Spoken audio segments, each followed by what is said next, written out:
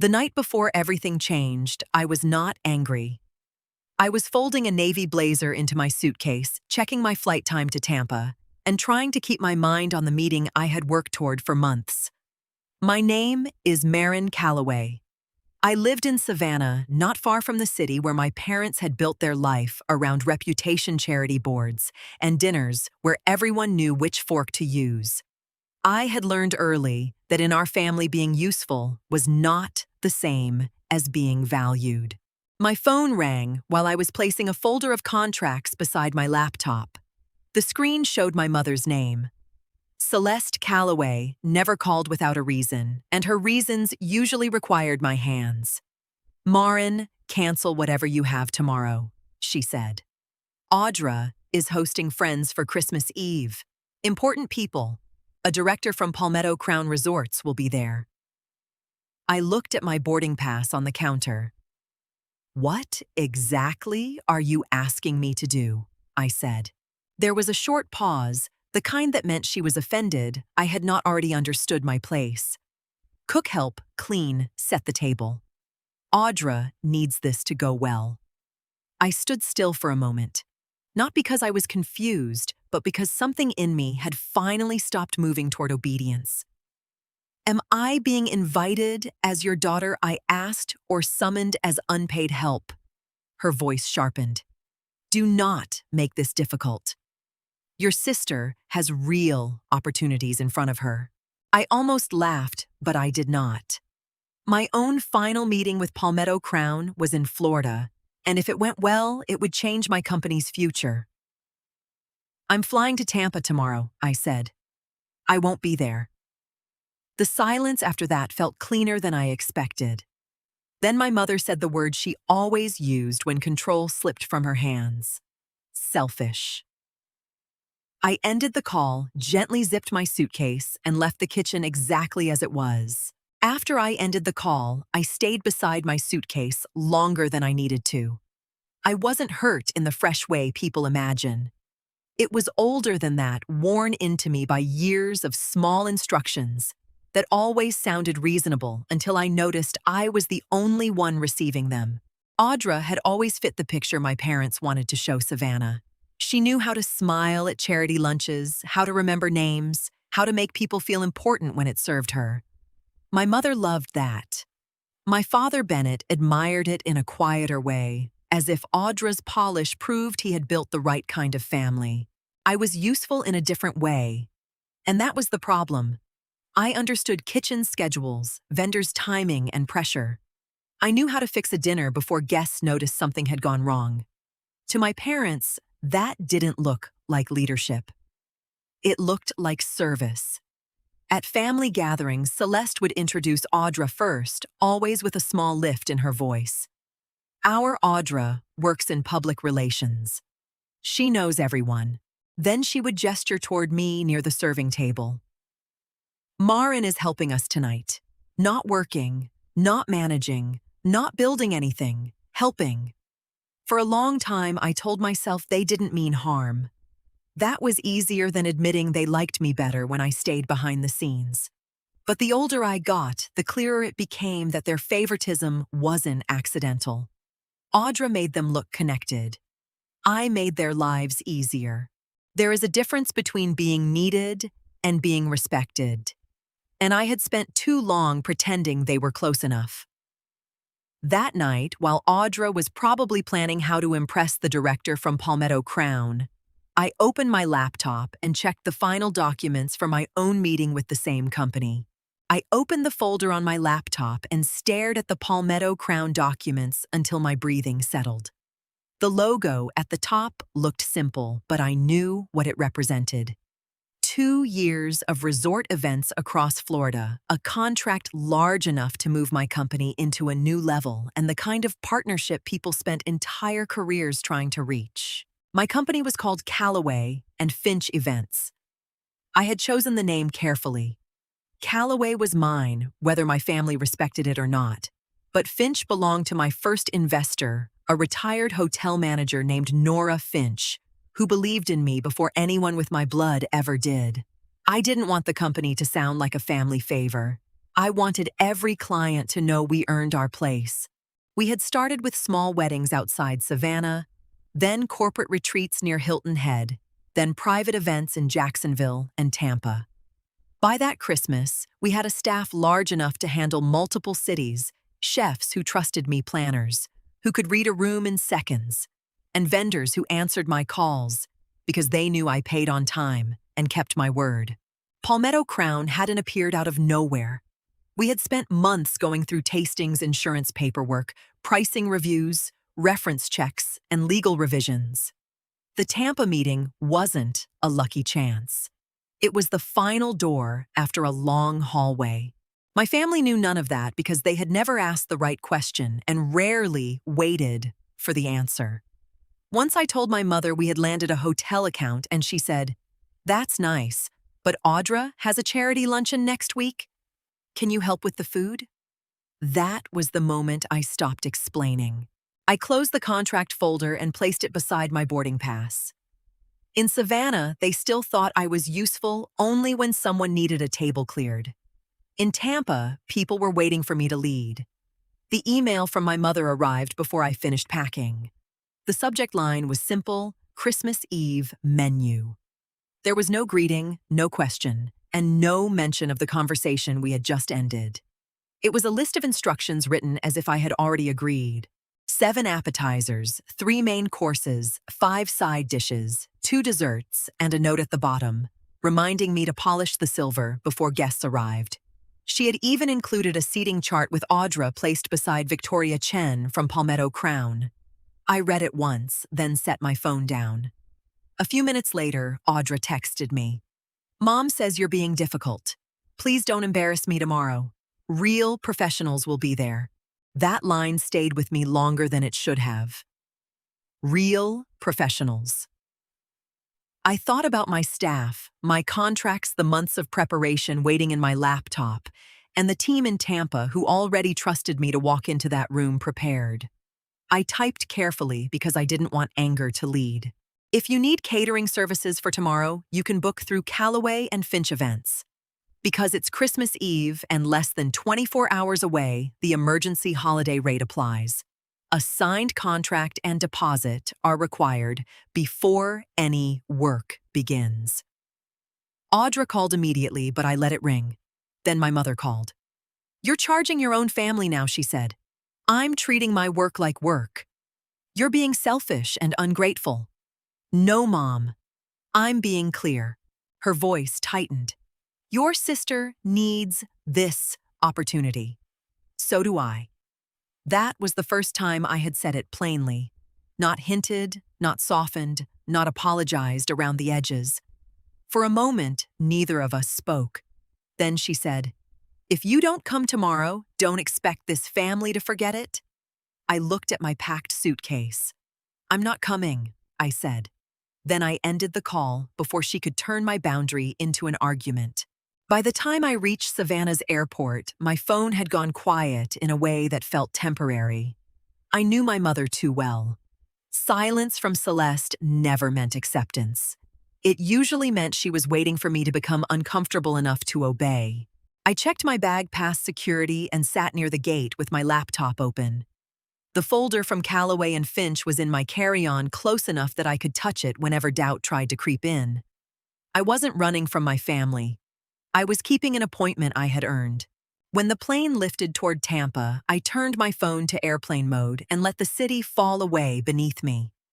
For the first time in years, I didn't feel guilty for leaving a family event unfinished. I had not promised to cook. I had not accepted the menu. I had not agreed to be borrowed. Later, from the messages that came through after we landed, I pieced together what happened back at the house near the historic district. My mother had decorated every room, set out the good china, and chilled the wine as if appearance alone could feed people. The refrigerator was full of groceries. The counters were spotless. The silver waited beside folded napkins. But no one had cooked. Audra texted first. "Are you seriously not here?" Then another message followed almost immediately. "Guests are arriving in 40 minutes. Mom says stop proving a point." I read it from the hotel shuttle in Tampa and felt something heavy inside me settle into place. They still thought my absence was a performance. They didn't understand it was a decision. By the time I reached my room, the tone had changed. "Marin, where is the sauce recipe?" Then from my father, Bennett. "Your mother thought you'd come around." I set the phone face down on the desk. That was the problem. They had mistaken years of my patience for permission, and now the kitchen was telling the truth before I ever had to. The first message about Victoria Chen came from Audra, though she didn't mean to give me useful information. "Victoria is here. Mom is furious. You should be ashamed." I was sitting at the small desk in my Tampa hotel room reviewing the final presentation for Palmetto Crown. My laptop screen showed the schedule for the December 26th meeting, with Victoria's name listed at the top as Managing Director of Hospitality Partnerships.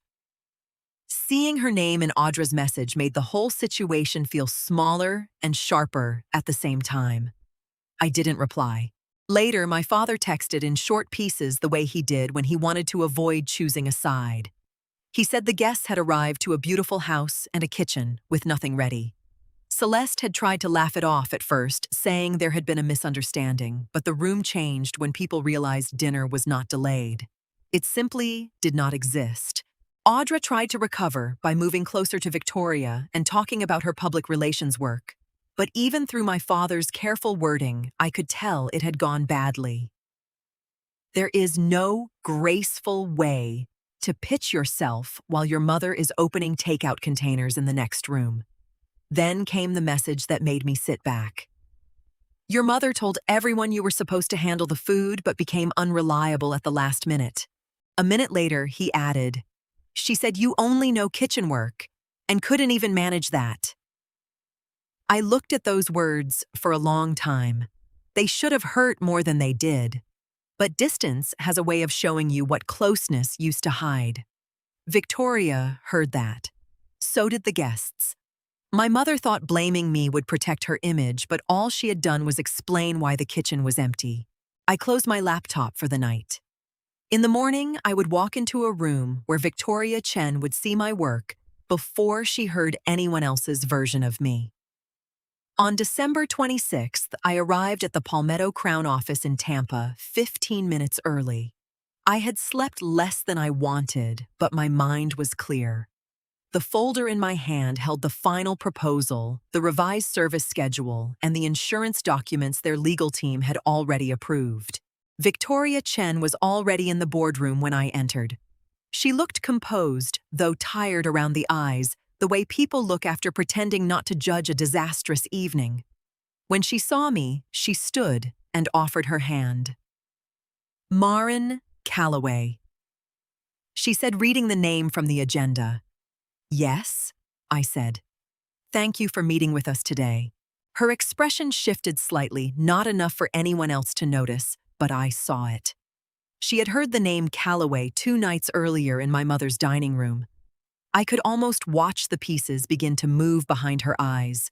Before she could ask anything, my operations manager, Graham Ellis, walked in carrying the presentation binders. Graham had been with me since our second year, when we were still borrowing refrigerated vans and counting chairs ourselves. He set the binders down, nodded to Victoria, then turned to me. "Good morning, boss." Legal confirmed we're ready to proceed once Palmetto gives final approval. The room went quiet in a way no one had planned. Victoria looked from Graham to me. "You're the founder I am. The same Marin Calloway from Savannah?" I didn't look away. "Yes." For a moment, I expected embarrassment, maybe even discomfort. But Victoria only sat back slowly, as if the truth had explained something she had already understood. "Your mother said you were unreliable," she said carefully. "She says a lot of things when she isn't getting what she wants." That was the only personal answer I gave. I didn't need to defend my life in that room. My work was already on the table, printed, reviewed, and waiting for signatures. Victoria opened the proposal and glanced at the first page.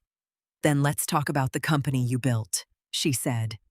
And just like that, the version of me my family had created lost its place in the room. The meeting lasted almost 3 hours, and none of it felt like a rescue. That mattered to me. Palmetto Crown didn't sign with Callaway and Finch because Victoria felt sorry for me. They signed because our proposal was complete, our pricing was clear, and our team had already proven we could handle their properties without excuses. When the final page came across the table, Victoria handed me the pen herself. "This partnership is based on your company's record," she said, "not on what happened in Savannah." I know I said, and I did. Still, I felt the weight of it when I signed. 2 years of work across their Florida resorts. A contract that would allow us to hire more staff, expand our kitchen space, and give my team the stability I had promised them without saying it out loud. Afterward, Victoria asked to speak privately. She told me Audra had sent a follow-up email trying to pitch her public relations services again, framing Christmas Eve as an unfortunate family misunderstanding. "I won't be moving forward with her proposal," Victoria said. "Presentation matters, but professionalism matters more." I thanked her and left it there. I didn't need to add anything. Audra had shown Victoria who she was without my help. That afternoon, Palmetto Crown posted the announcement online congratulating Callaway and Finch Events and naming me as founder and chief executive. The post was polished and simple, but Savannah didn't need much to make a connection. My mother's Christmas Eve dinner had already started moving through the same social circles she had spent years trying to impress. By evening, my phone was full again. Audra wrote first. "Did you tell Victoria not to work with me?" Then my mother. "People are asking why we didn't know about your company." I stared at that message longer than the others. Not because I wanted to answer, but because the question finally said what they had avoided for years. They didn't know because they hadn't wanted to know. I didn't answer my mother that night. I let the messages sit while I flew back to Savannah because some conversations need distance before they can be useful. By the time I landed, Celeste had called 6 times, Audra 4, and my father only once. His message was the shortest. "Marin, we need to speak. Not over the phone." I agreed to meet them 2 days later at a small cafe outside the historic district, far enough from their usual circle that no one would perform for an audience. My mother arrived first, wearing the careful expression she used when she wanted control to look like pain. Audra sat beside her with red eyes and a stiff mouth. My father looked tired. Celeste began before I had taken off my coat. "You need to clear this up," she said. "People think we didn't support you." I sat down slowly. "Did you—" That stopped her. Audra leaned forward. "Victoria won't even consider my proposal now?" "You could say Christmas Eve was a misunderstanding." "It wasn't a misunderstanding," I said. "You all expected me to work for free, then insulted me when I refused." My mother's face tightened. "We are your family. And that is exactly why this has to change." I placed a single page on the table. It wasn't dramatic, just clear. No unpaid labor. No insults disguised as concern. No using Callaway and Finch for family favors. Public acknowledgement of my work. Real accountability before any closeness returned. Celeste looked at the paper as if I had handed her a bill she didn't believe she owed. Then my father spoke quietly. "She's right," Bennett said. "I saw it for years. I let it happen because it was easier than standing up to you." For the first time, my mother had no quick answer. I didn't feel victorious. I felt steady. That was better. I had spent years trying to earn a place at their table, and now I understood I could choose whether I sat there at all. By spring, the Palmetto Crown contract had become part of my daily life instead of a headline in my inbox. Callaway and Finch hired 12 new employees, expanded our prep kitchen near Tampa, and added 2 planners to manage the Florida properties. The growth was steady, not magical, and I liked that. It reminded me that real change usually arrives through work, not applause. Audra didn't get the Palmetto account. Victoria never made a public scene about it, but her answer was final. And Audra had to rebuild with smaller clients who cared less about her last name and more about what she could actually deliver. My mother stepped down from one charity committee after the Christmas Eve story became too familiar in Savannah circles. She called it taking a break, but later she admitted in therapy that losing control of the room had frightened her more than losing the title. My father changed more quietly. Bennett stopped explaining my mother's behavior for her. He called before visiting, asked about my schedule, and once drove across town just to drop off a box of old photographs he said should have belonged to me years ago. Trust didn't return all at once, but it had somewhere to begin. 6 months after that Christmas, I invited them to dinner at my home. Not the house near the historic district, not my mother's table, but mine. My team catered the meal, and when Graham checked the timing with me, he said, "Everything is ready, boss." Audra heard it. So did my parents. No one laughed. No one corrected him. For the first time, I sat through an entire family dinner without getting up to refill plates, rescue a course, or disappear into the kitchen. My mother looked uncomfortable at first, then quiet. Audra thanked the server by name. My father asked about the Tampa expansion and waited for the full answer. I learned that peace doesn't always feel like forgiveness. Sometimes it feels like staying seated when everyone used to expect you to stand.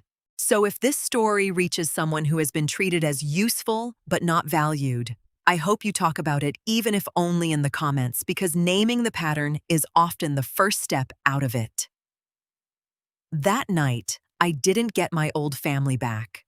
I got something more honest, and I finally knew the difference. The